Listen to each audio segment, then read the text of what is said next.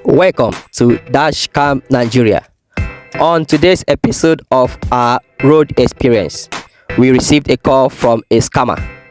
This call was received with a hands-free device, and this call is in two parts. The first part is where the scammer introduced himself and we exchanged pleasantries. So the scammer introduced himself as Ogemeka. So I will be showing the conversation between the scammer and also the phone number the scammer used in calling me. The second part of the conversation is what was recorded, and here is where the scammer introduced the method he wants to use to scam me. So listen to the conversation. You don't say the country be for everybody now. That's it. See,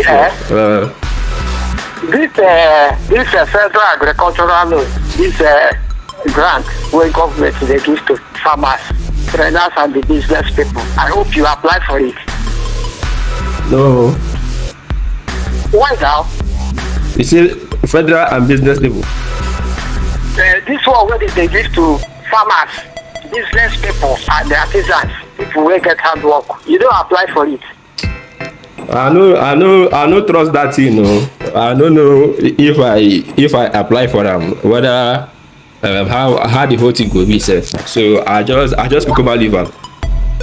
You don't say government something, but when you get person where they inside, when you get inside, and now you go to benefit from their opportunity. Well, I true you talk, sir. This one now, my in-law, for one of the paymasters. Now you helped me on Saturday, I received my own. I'm telling you honestly.